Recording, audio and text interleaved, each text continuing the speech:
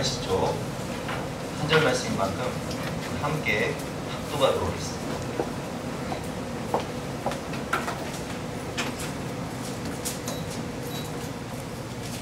시작. 남편들아, 이와 같이 지식을 따라 너희 아내와 동거하고 그를 더 연약한 그릇이요 또 생명의 은혜를 함께 이어받을 자로 하라. 귀히 여기려. 이는 너희 기도가 막히지 아니하게 하려 함이라. 아멘. 남편과 아내 이렇게 사랑하라 라는 제목으로 본문 말씀을 의지해서 함께 은혜를 나누고 있겠습니다. 우리가 어렸을 때 결혼하면 우리 어린 아이들은 생각을 백마탄 왕자가 딱 나에게 찾아와서 아름다운 드레스를 입고 결혼식을 치른 다음에 왕궁에 들어가서 행복하게 살았다라는 동화 속 이야기처럼 그렇게 행복한 결혼 생활을 꿈꿉니다. 우리가 세계의 결혼이라고 말했던 우리 다이애나비와 또 찰스 황태자의 결혼은 바로 그런 결혼이었습니다. 한 왕자와 또 그 왕자의 아내가 될 아내가 만나서 멋진 왕궁에 들어가는 그런 결혼 생활을 시작하게 됩니다. 세계가 주목한 동화 같은 결혼식이었는데 그 결혼식의 주례를 맡았던 캔터베리 대주교는 이런 주례사를 했습니다. 한번 들어보시기 바랍니다. 여기 동화의 주인공인 결혼을 앞둔 왕자와 공주가 있습니다. 그러나 동화는 보통 결혼한 시점에서 그 후 행복하게 살았답니다 라고 간단한 말로 끝납니다. 동화에서는 결혼을 연애의 로맨스 뒤에 이어지는 종착지로 보기 때문입니다. 그러나 이것은 기독교적인 관점이 아닙니다.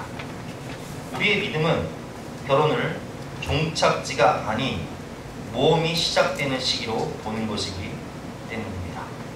결혼을 종착지가 아닌 모험이 시작되는 시기로 본다. 이렇게 정의를 했습니다.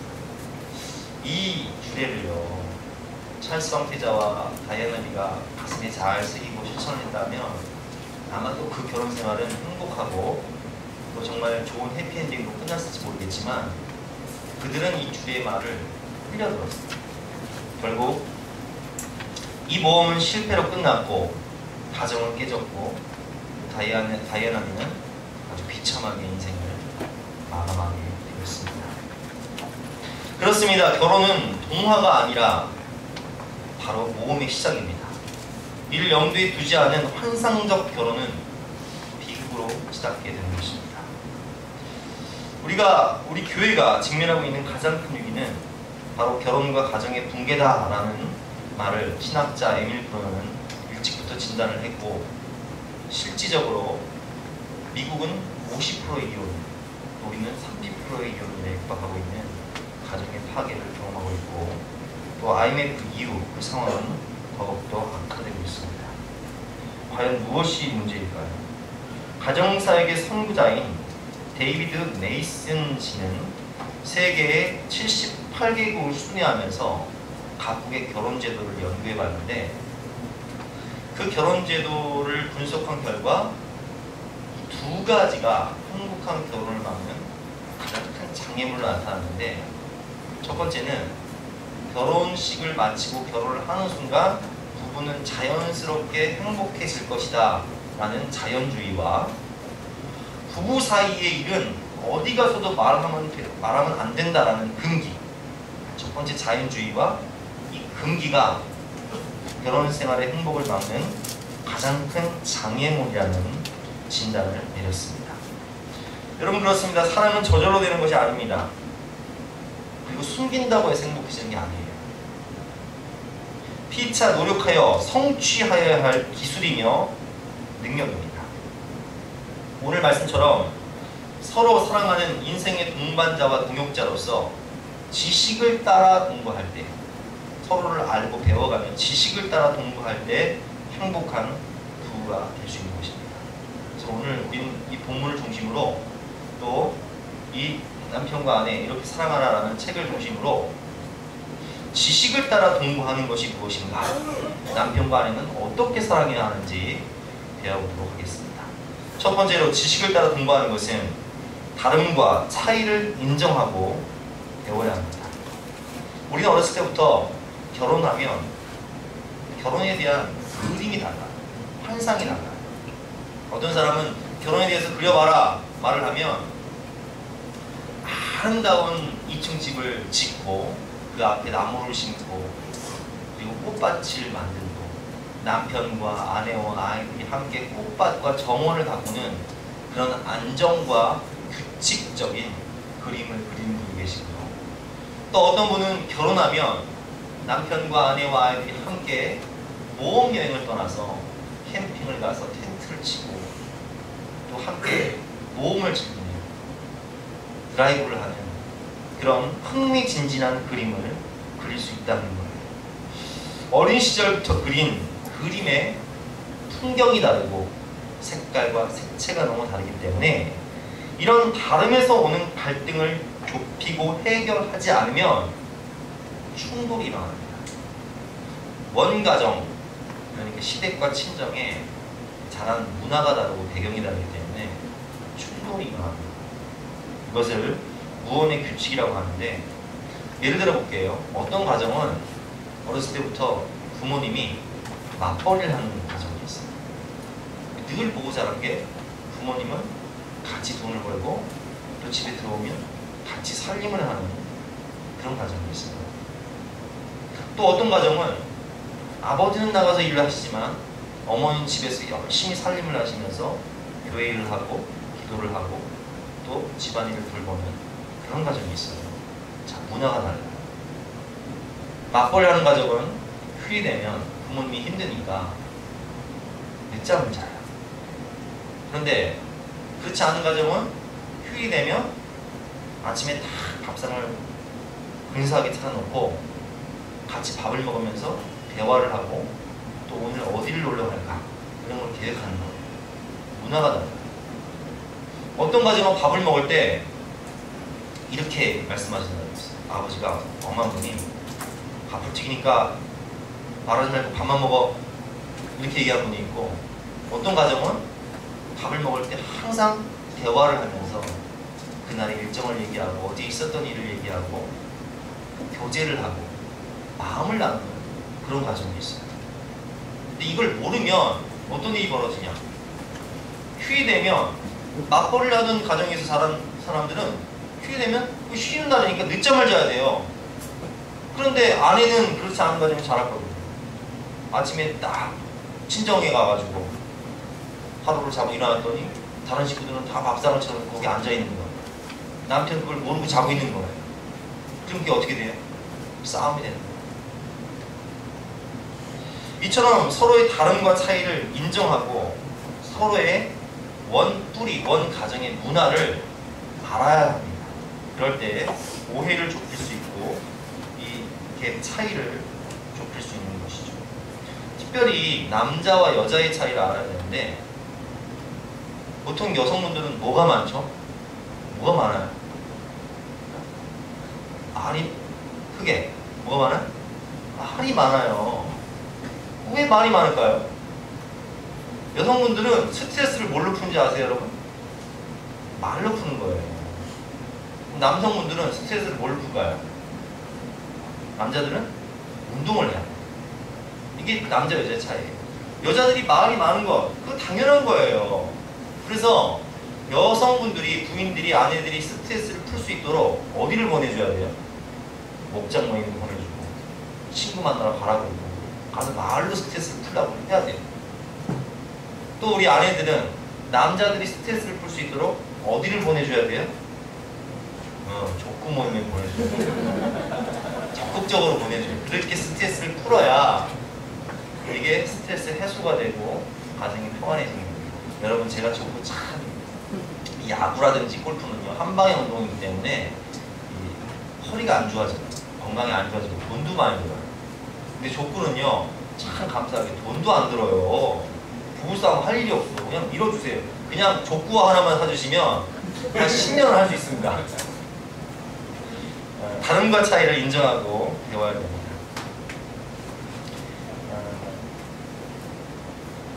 두 번째로 사랑 스타일을 배워야 되는데, 자, 이것은 이제 좀 우리가 평론적으로 좀 볼게요.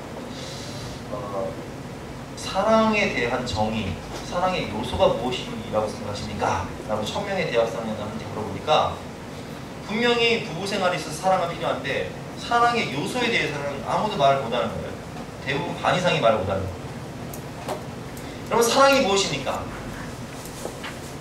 예일대학교의 심리학자인 로버트 스탠버거는 사랑에 대해서 3가지 요소가 꼭 있어야 된다고 정의했는데, 첫 번째는 열정. 우리가 뜨겁게 사랑하는 로맨스죠. 뜨거운 아가서에 나오는 뜨거운 사랑, 열정. 두 번째는 헌신. 서로를 위해서 헌신하는 거. 돕는 ବ୍ୟক্তি로서 도와주고 조력하는 거. 세 번째는 친밀감. 대화하고 또 우정을 지키고 의리를 지키는 친밀감. 이 3가지가 있어야 되는데, 자, 이 3가지 그림을 한번 보세요. 열정과 헌신과 친밀감이라는 이 크기가 크면 클수록, 지금 삼각형이 이만하잖아요. 그러면 열정이 이만해지고 헌신이 이만해지고 친밀감이 이만해지면 행복 지수가 이 공간과도 같은 거예요. 행복 지수가 올라가요. 그렇겠죠. 그런데 이 경우에는 열정과 친밀감 지수는 높지만 어때요? 헌신 지수가 낮죠. 그러니까 열정이 많고 로맨스, 열정과 친밀감이 많으니까 이런 사람은 낭만적 사랑이긴 하지만 헌신이 없기 때문에 행복 지수가 어때요? 좁아요. 자, 그러면 반대로 어리석은 사람, 이것은 이제 한마디로 열정과 헌신은 많은데, 열정과 헌신은 많으나 친밀감이 적기 때문에 예를 들면 한쪽에서 희생하면서, 아내가 남편을 위해서 희생하면서 열정적으로 헌신하는 경우를 어리석은 사람이라고 말합니다. 너무 희생만 합니다. 남들이 보기엔 바보 같지 않냐, 어리석지 않냐. 마찬가지로 행복 지수는 좁을 수밖에 없습니다. 자, 그리고 동료애적인 사람은 헌신도 많이 하고 친밀감도 깊어요. 주로 나이 드신 분들의 사람이죠. 로맨스는 적어요. 그러니까 행복 지수도 좁아요. 자, 이 4가지 중에 가장 바람직한 게 뭐예요? 완숙한 사람. 완숙한 사람이 가장 좋은 사람이겠죠. 그래서 이 사랑에도요, 균형이 중요하다. 균형이 중요하다. 되어 있습니다. 자, 그런데 균형이 중요하지만 뭘 인정하라고 나와 있죠? 변함을 인정해라. 여러분과 완숙한 사랑을 추구하면서 열정과 헌신과 친밀감이 같이 성장해 나가야겠지만, 때에 따라서 신혼 때에는 어떤 사랑이죠? 낭만적 사랑. 세월이 흘러가면 나이가 많을수록 동료애적인 사랑. 변할 수 있어요. 변하되, 자, 이 크기가 만약 동료애적인 사랑으로 봤을 때 열정이 이만하고 헌신이 이만하고 친밀감이 이만하다면 행복지수는 그 나름대로 공간이 커졌잖아요. 커질 수 있는 거예요. 변하는 것을 인정해야 돼요. 그런데 여기서 우리가 주의할 것은 무엇이냐? 변하는 것은 인정하되 결핍 요소, 부족 요소를 증가시킬 때 행복지수는 올라가는 거예요. 자, 예를 들면 동료애적인 사람, 중년 부부가 서로에 대한 헌신도 많고 친밀감도 많아요. 근데 이전에 연애식을 가졌던 그 뜨거운 가슴, 뜨거운 사랑은, 그 열정은 식어버렸어. 이런 부부에게 필요한 건 뭐예요? 로맨스. 꽃다발을 사오고, 함께 영화를 보고, 함께 아름다운 시간을 가고, 추억여행을 떠나고. 그러면 어떻게 될까요? 행복지수가 더 높아집니다. 자,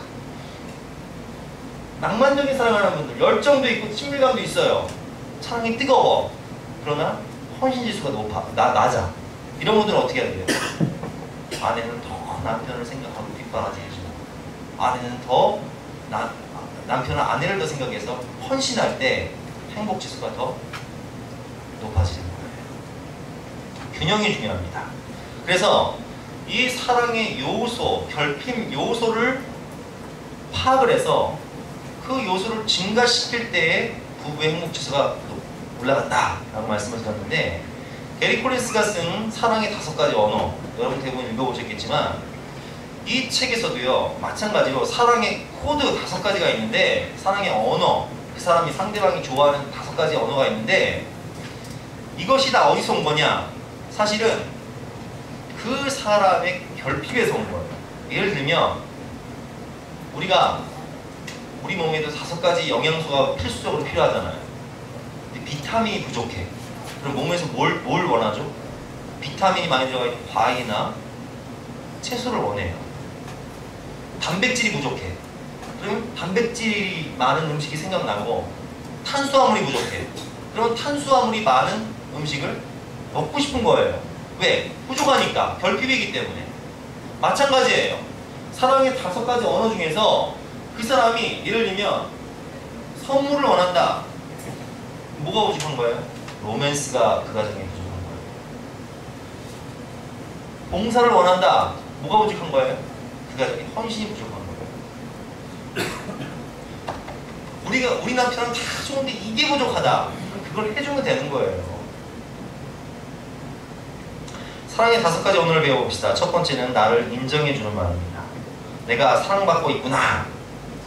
나를 인정해주고, 나를 칭찬해주고, 나를 격려해주고, 당신 잘했어. 수고했어. 잘해. 이런 말을 할 때 모든 고생한 것이 눈 녹듯 사라지는 그런 유형입니다. 특별히 자라온 환경이 주위 사람들로부터 무시를 당한 경험이 많을수록, 자존감이 낮은 분일수록 이렇게 인정해주는 말, 격려해주고 칭찬해주는 말을 하면 기분이 좋아지고 행복지수가 높아지는 거예요. 두 번째는 함께하는 시간, 친밀감이죠. 헌신이기도 하고요. 이런 경우는 함께 가족들이 식사를 한다든지, 함께 여행을 떠난다든지, 함께하는 시간을 많이 가질 때 사랑을 느끼는 거예요.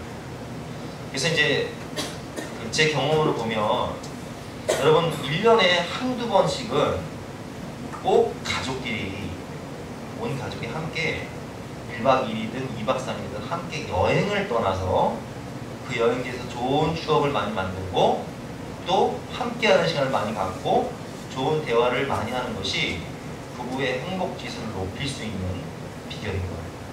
그래서 이제 가족 캠핑 같은 것도 우리가 이제 가고 하는 건데, 여러분들도 올 여름철에는 또 우리가 주문진으로 또 갑니다. 많이 참석하셔서 그런 행복지수를 좀 높이시기 바랍니다. 세 번째는 선물이죠. 인정하는 말이나 함께하는 시간보다 선물, 로맨스적인 요소인데, 이런 경우는 중년 부부나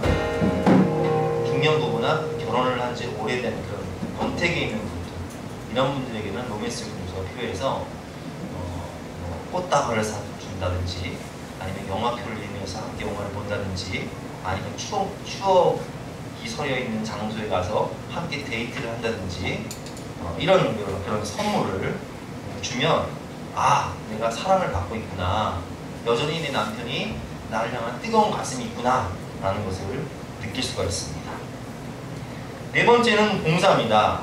이런 경우는 어떤 가정이 필요하냐면은 저처럼 자녀가 많은 가정, 자녀가 셋이라든지, 아니면 우리 김세희 집사님처럼 자녀가 넷인 경우, 우리 고성미 집사님처럼 자녀가 셋인데 어리다, 이런 분들은 아내가 집에서 주로 가사노동을 많이 하잖아요. 그럼 가사노동을 하면서 이런 생각한단 말이에요. 내가 어쩌다 이 사람을 만나서 이렇게 내가 집에서 살림하는 가정으로 전락을 해서 뭐 이렇게 나만 독박을 쓰고 살림을 다 해야 되는 거지? 왜 저 사람은 집에 들어오면 텔레비만 보고 즐기려고만 하고 쉬려고만 하고 내가 이 모든 것을 감당해야 되는 거지? 내가 무슨 하녀인가? 이런 생각을 한단 말이에요.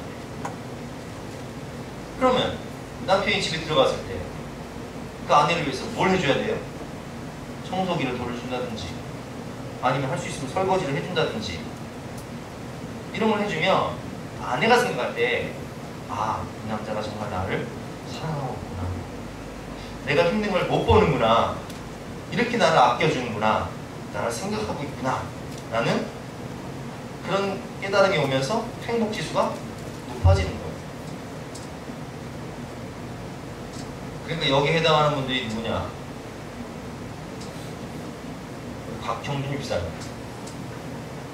그리고 우리 권영남 성도님, 그리고 읍내별로 저 뭐 이런 분들이 많이 둘도 힘들어요. 요즘에 둘 키는 것도 힘들어요. 송재근 집사님, 신 집사님, 이영호 집사님 다 해당됩니다. 그러면은 집에서 어떻게 해라?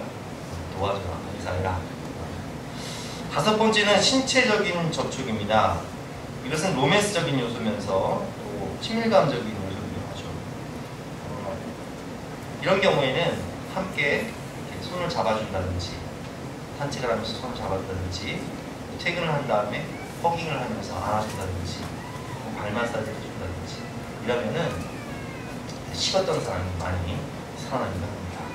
어쨌든 우리가 이제 이 그래프를 통해서 봤듯이 우리 가정의 결핍 요소가 무엇인지를 진단을 해보시고, 그리고 여기 보면 워크북이 있습니다. 워크북을 통해서 한번 체크를 해보시면 이게 다 나와요. 그래서 우리 가정의 결핍 요소가 무엇인지를 발견한 다음에 그 결핍 요소를 어떻게 채워나가실 건지를 적용하시면 당연히 행복지수가 올라갈 수밖에 없는 것이죠. 자, 마지막으로 우리가 지식을 따라 동거하는 세 번째 방법은 말하는 법을 배워야 됩니다. 이게 뭐 말하는 법을 배워야 돼. 이게 참 말 자체가 웃긴데, 이게요, 남자와 여자의 뇌 구조가 다릅니다. 그래서 말하는 방법이 달라요. 자, 예를 들어 볼게요. 우리 주일 오후에 큐티 모임을 하잖아요. 한 주 동안 큐티했던 것을 적용을 하고 나눔을 할 때 주로 많이 나와서 말씀하시는 분들이 남자분인가요? 여자분인가요? 네? 남자분이에요? 여자분이에요? 남자가 많이 나오잖아요. 여자들은 이상하게 참석을 안 해. 왜 그런 줄 아세요? 남자들은 공식 석상에서, 공개적인 석상에서 보고를 받거나 혹은 자기 의견을 피력하거나 반대 의견을 제시하거나 문제를 해결해 나가는 능력이 있어요. 그래서 목장 모임을 하면서도 어떤 문제가 나오면 그 문제를 해결하기 위한 그런 대화들을 많이 해요. 하지만 여자들은 주로 소그룹으로 모여서 무슨 대화를 하냐? 내 마음을 알아주는, 내 마음을 공감해주고 이해해주기를 바라는 그런 대화를 원하는 거예요. 자, 예를 들어 볼게요. 외출을 해야 되는데, 남편하고 아내하고 외출을 해야 되는데, 아내가 아끼던 옷을 탁 꺼내서 입어봤는데 아니 뜻하지 않게 이렇게 얼룩이 생긴 거예요. 자, 얼룩이 생겼어요. 그러면 이 얼룩이 생긴 걸 가지고 남편을 부르면서 이렇게 얘기하는 거예요. 여보 큰일 났어. 이거 내가 정말 아끼는 옷인데 여기 얼룩이 생겼어. 그러면 남편들은 대부분 뭐라고 얘기를 해요? 저건 낫네. 딴 거 입어. 저 뻘겋은 먹고 저 원피스 이쁘다. 저거 입어라. 여러분, 여자들이 바보입니까? 그거 몰라서 얘기하는 거예요? 딴 거 입는 거 모르는 게 아니에요. 내 마음을 공감해달라는 거예요. 그럴 때는 이렇게 얘기하겠죠. 그래 여보, 이거 당신이 아끼는 옷인데 어떡하냐 이거. 속상해서 어떡해. 당신 너무 마음이 아프겠다. 내가 옷 한 벌 사줘야겠네. 이렇게 나가야지. 그렇죠? 여성분들은 공감을 원하는 거예요. 어떤 문제를, 그게 남자들이 늘 하는 말이 뭐냐? 아내가 무슨 말을 하면, 그래서 결론이 뭔데? 결론이 뭔데? 핵심만 말해. 뭔 결론을 말하고 핵심을 말해요. 지금 아내들은 뭘 말하는 거예요? 내 마음을 좀 알아달라고, 공감해달라고. 근데 이런 경우에는 남편이 이렇게 얘기하면 여성분들은 잘 들으세요. 1인칭 화법으로 이렇게 얘기하세요. 그럴 때 막 화내면서 내가 그럴 줄 알았어. 내가 당신한테 뭘 말해! 하면서 내가 말을 말해야지. 이런 얘기 하지 마시고 어떻게 얘기하냐 이럴 때는 여보 당신 말이 맞아요. 그게 결론이 맞지. 해법은 좋은데 나는 지금 당신한테 그 해법이냐 해답을 원하는 것이 아니라 내 힘든 마음을 좀 들어달라는 거예요. 그러면 남자들이 인내하고 참으면서 들을 수 있어요. 근데 그거를 막 당신이 그렇지 이제부터 내 마음을 알아줘. 내 마음에서 막 옛날 얘기 꺼내고 옛날 시집살이 한 얘기 꺼내고 또 섭섭했던 얘기 임신했을 때 과일 안 사준 얘기 꺼내고 이러면은 어떻게 돼요? 부부싸움이 되는 거예요. 그러니까 남자들은 여자가 뇌의 구조가 다르다. 여자들은 어떤 해답이나 결론을 원하는 것이 아니라 공감을 원한다는 것을 인식하고 인정하면서 인내하고 들어주세요. 그리고 위로해주세요. 그러면 가정이 행복해집니다. 특별히 우리 군님은요, 하나님의 본체이신 분이 하늘보다를 버리시고 이 땅에 내려오셔서 우리와 똑같은 인간의 몸으로 오셔서 우리처럼 배도 고파보시고 가난해지시고 또 우리처럼 외로움도 겪어보시고 또 우리처럼 버림도 받아보시고 육체적 고통도 당해보셨잖아요. 그래서 우리 예수님께서는 우리를 돕는 은혜를 주시되 우리의 이 아픈 마음을 모르시는 분이 아니에요. 우리의 이 아픈 마음을 공감하시는 분이시고 그 공감하는 가슴을 안고 때를 따라 돕는 은혜를 베풀어 주시는 분이세요. 그렇기 때문에 우리 남편과 아내는 이런 예수님의 마음을 품고 남편과 아내를 사랑하되 눈높이 사랑합니다. 그 입장에 내려가서 생각을 해봐야 되는 거예요. 여러분, 우리 남편이나 아내가 지금 막 무슨 사소한 일 때문에 거친 말을 하고 스트레스를 받고 막 힘들어하고 있어요. 그러면 그 문제를 보지 마시고 그 문제 이면에 있는 남편이나 아내의 이 원 가정에 있었던 쓴뿌리, 그 어렸을 때 겪었던 아픔, 그 사건, 그걸 파헤쳐 보세요. 그걸 파헤쳐 보면 그게 이해가 돼. 아, 이 양반이 그럴 수밖에 없구나. 이게 아파서 그런 거구나. 병든 거구나. 힘든 거구나. 품어주게 되고 기도해주고 사랑할 수 있는데 그냥 이 현상만 보면 아유, 이 사람은 어떻게 이렇게 마음이 이렇게 옹졸하고 이렇게 부정적이고 이렇게 사람이 가시가 많을까, 이렇게 미워하게 되는 거예요. 그래서 사람의 이 마음을 공감해 주려고 하되 원 뿌리, 원 가정의 아픔을 헤아리고 파악하고 그걸 위해서 기도해 주면서 가슴으로 품어주고 사랑할 때 가정은 행복해질 수 있는 것입니다. 오늘 말씀을 보면 부부는 영생의 유업을 함께 받을 자라고 나와 있습니다. 부부는 생명의 은혜를, 영생과 천국을 함께 이어받을 자입니다. 함께 고난의 길도 가고 함께 슬픔의 길도 가고 함께 기쁨과 영광의 길도 같이 갑니다. 함께 자녀를 키우고 함께 믿음의 가정을 세우고 함께 천국에 같이 들어가야 하는 존재입니다. 그래서 천국에 들어가서 상급 받을 때에도 하나님께 같은 상급을 받아야 됩니다. 영생의 동반자이기에 귀히 여겨야 돼요. 그런데 오늘 말씀을 보면 아내는 어떤 글씨라고 나와 있죠? 아내는 어떤 그릇? 아니에요. 연약한 그릇 아니에요. 아내는 더 연약한 그릇이라고 나와 있잖아요. 더 연약한 그릇. 그럼 남편은 어떤 그릇이에요? 남편이 연약한 그릇이에요. 자, 아내는 더 연약한 그릇이고 남편은 강한 그릇이 아니에요. 연약한 그릇이에요. 그러면 남편이나 아내나 쉽게 어떻게 된다는 거예요? 쉽게 상처받는다는 거예요. 쉽게 깨진다는 거예요. 쉽게 마음이 상한다는 거예요. 여러분, 우리가 남편이나 아내나 얼마나 말로 상처를 받고 말로 아픔을 느끼고 말로 고통을 받습니다. 그러다 보니까 누가 상처 안 받기 위해서 나중에 어떻게 말을 하는 거야. 그게 해답이 아닙니다. 오늘 하나님께서 우리에게 말씀하십니다. 아내는 더 연약한 그릇이요, 남편도 연약한 그릇이다.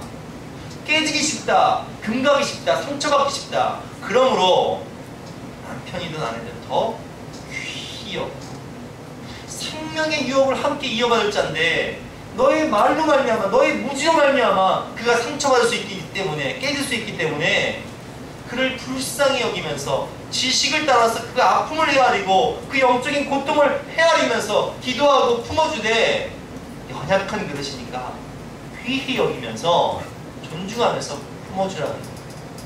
사랑하라는 거예요. 그래서 우리는 서로의 아픔을 가슴에 품고 기도해야 됩니다. 그리고 오늘 말씀에 보면 아주 중요한 말이 나와 있는데요. 기도 생활과 부부 생활이 연결이 돼 있어요. 남편이 아내와 관계가 안 좋으면 오늘 말씀에 보면 뭐가 막힌다고 되어 있죠? 기도가 막혀. 이게 왜 그럴까요, 여러분? 이게 아주 중요한 원리인데, 제가 교회를 개척을 할 때가 36살이었어요. 근데 그때 이제 우리 아이들 나이가, 진겸이가 6살, 수혜가 4살, 사랑이가 2살, 갓 돌 지났어요. 그러면 한번 생각해 보세요, 여러분. 저희는 이제 교회를 개척하고 제가 살 집조차 없었으니까 부모님 댁에 들어가 살았단 말이에요. 부모님 댁 가까운 것도 아니고 퇴계원이에요. 근데 새벽기도 나와야 돼요. 늘 교회에 와서 일해야 되고 전도해야 되고, 또 이제 한 6시쯤 집에 들어가면 누가 기다리고 있어요, 우리를? 애들이 기다리고 있어요. 근데 애들도 하루 종일 유치원에 있다 보니까 그 어린 아이들이 떨어지기 싫고 아침마다 그냥 막 전쟁이에요. 떨어지기 싫다고, 사랑이 안 간다고 막 울어제끼는 걸 막 엎드려 등 때밀어서 보내니까 유치원 갔다 오면 얘네들이 떨어지려고 할까요? 안 떨어지려고 할까요? 서로 안 떨어지려고 하는 거예요. 그러면 우리 집에 들어가서 살림도 해야 되고 빨래도 해야 되고, 또 애들이 안 떨어지니까 애들도 돌봐야 되고, 더군다나 교회 개척 초기에 뭐 경제적으로나 육체적으로나 정신적으로나 영적으로 어떻게 했어요? 너무 피폐한 거예요. 너무 힘든 거예요. 자, 그런 상황 가운데 제가 교회를 개척해서 설교를 하는데, 그럼 여러분 생각해 보세요. 당시에 제 마음이 평안과 은혜와 감사가 넘쳐났겠습니까? 아니면 짜증과 분노와 지옥으로 넘쳐났겠습니까? 어땠을까요? 늘 가정에 가면 힘들고, 교회 와도 아내와 다툼이 많고, 왜 교회를 개척했네 안 했네, 옛날에 좋았네 말았네, 힘들어 죽겠네 살겠네, 이런 말들이 많으면 제 마음에 복음의 기쁜 소식이 선포되어질까요? 아니면 마음의 쓴뿌리 상처와 아픔, 이 혼란, 카오스, 이런 것들이 나올까요? 여러분, 속에 있는 게 나오는 거잖아요. 이게 굉장히 중요한 원리예요, 여러분. 내 마음의 정원에 꽃밭이 있습니까? 쓰레기가 있습니까? 내 마음의 정원에 쓰레기가 가득한 거예요. 그러니 하나님이 영혼들을 보내주실까요? 안 보내주실까요? 벌이 왔다가도 꽃이 없으니까 쓰레기 냄새 먹고 가는 거예요. 벌은 안 오고 쓰레기가 많으니까 뭐가 와요? 파리만 가득한 거예요. 그래서 기도하는 중에 이건 아니다. 정작 중요한 건 내 마음의 내면 세계가 중요합니다. 내 마음의 내면 세계가 꽃밭으로 가득 차고, 내 가정이 천국으로 변화가 되고, 내 마음에 복음의 기쁨이 넘쳐야 영혼들이 와도 꽃향기를 맡고 벌들이 몰려올 텐데, 이건 쓰레기만 가져가니까 파리만 가져가구나. 그래서 시작한 게 가정사역이었어요. 어머니 기도를 한다고 전단지를 뿌리고 이제 가정사역을 시작하는데, 세상에 감사하게도 우리 조윤희 집사님하고 김미정 집사님이 온 거예요. 이 개척교회 뭐 볼 게 있다고, 뭐 배울 게 있다고. 할렐루야.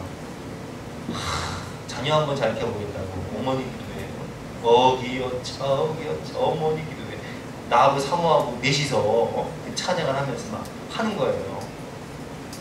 처음에는 갈등이 고민이 많았어. 이거 해야 되냐 말아야 되냐. 보내주신 영혼이니까 일단 내 마음을 옥토로 바꿔야겠다, 내 마음을 꽃밭으로 바꿔야겠다 해서 시작한 게 가정사역이었고, 어머니 기도회였고, 어머니 제자훈련이었어요. 근데 거기서 제일 은혜 받은 사람이 누굴까요, 여러분? 바로 저 자신이었어요. 저 자신이 내 마음이 옥토로 변하고, 내 마음의 정원이 쓰레기를 치우고 꽃을 심기 시작한 거예요. 부부관계, 자녀관계, 가정에서 모든 것이 질서를 새로 잡고 다시금 아름다운 정원을 가꾸니까 이제는 뭐가 흘러가죠? 복음이 흘러가고 기쁨이 흘러가고 은혜의 강이 흘리기잖아. 그러니까 이제 꽃향기가 날아가니까 벌들이 오기 시작하는 거야. 그게 이제 오신 벌들이 누구냐? 우리 윤설 집사님, 우리 염현주 집사님. 세상에 그 믿음도 없는 우리 염현주 집사님이 당시에 교회도 안 다닐 때인데 광릉에서 오는 거예요. 그렇게 관계 전도로 해서 교회가 세워나가기 시작합니다. 왜 성경에서 목사의 자격, 장로의 자격, 집사의 자격을 말할 때 가정을 잘 다스리는 자를 얘기할까요? 여러분, 가정을 잘 못 다스리면요 사역을 할 수가 없더라고요. 제가 해보니까 사역이 되지가 않아요. 가정이 지옥이면 나가서 일을 하면서도 거기 매여 있는 거예요. 다 신경은 거기 써 있어. 가만 사서.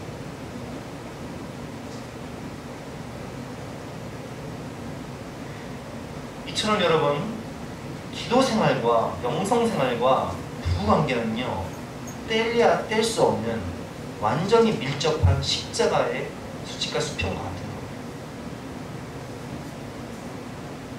그렇기 때문에 우리가 주님 바라보면서 주님의 마음과 십자가와 눈으로 내 여자를 품고 사랑하고 기도하고 격려하고 눈높이 사랑을 하면서 신앙생활을 할 때에 내 마음이 꽃밭이 되고 내 마음이 천국이 되고 우리 가정이 천국이 되고 그 꽃향기가 날아가서 영혼들은 몰려오고 그 가정도 살아나고 나도 살고 나도 살리는 그런 축복된 인생이 되는 것입니다.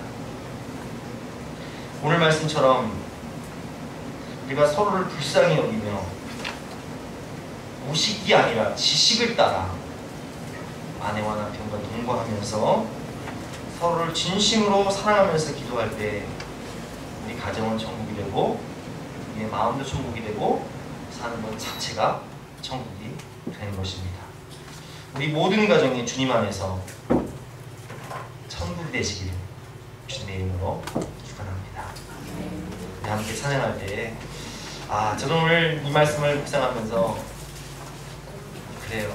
내가 먼저 손해내고 내가 먼저 용서하고 내가 먼저 사랑해야 되는데 그 잘난 자존심 때문에 또 오기 때문에 교만 때문에 잘못했던 제 죄를 회개하면서 이 찬양을 정했습니다. 함께 찬양하면서 기도하도록 하겠습니다.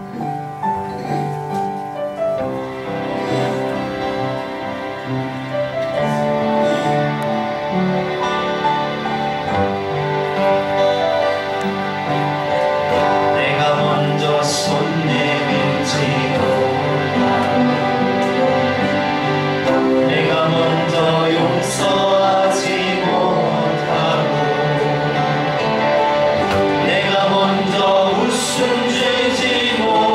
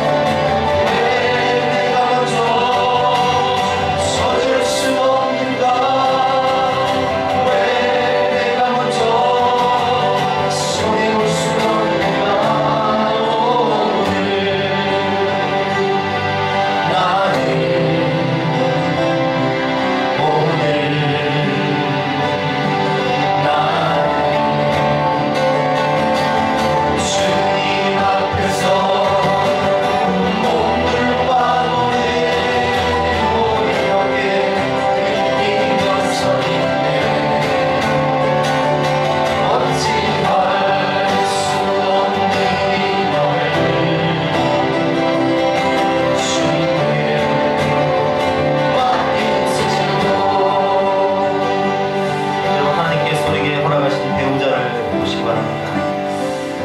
나 때문에 우리 아이를 키우느라고 주름이 깊고 뼈가 삭고 한숨과 눈물로 슬픔으로 밤을 지새고 있는 우리의 배우자, 그 눈물 없는 희생과 고난과 그 아픔을 가슴에 품고 인내하면서 버텨온 우리 배우자입니다. 그럼에도 불구하고 우리는 우리의 잘난 그 자존심 때문에, 우리 교만함 때문에 먼저 손님을지 못하고 안아주지 못했고, 미안하다고 말하지 못했고, 사랑한다고 말하지 못했습니다. 이 시간 회개하면서 주님, 배우자의 아픔을, 그 마음의 쓴뿌리를, 그 결핍을 내가 가슴으로 공감하고, 예수님께서 우리가 아직 죄인 되었을 때 우리를 위하여 십자가 되는 지식이 위하여 내려오셔서 죽으신 것처럼 나도 주님의 마음으로 눈높이 사랑으로 우리 배우자를 사랑하며 섬길 수 있도록 주님의 눈물과 심장을 허락하여 주시옵소서. 우리 가정에 미랄 될 수 있도록 은혜를 베풀어 주옵소서. 우리 간절한 마음으로 기도하며 나가시겠습니다.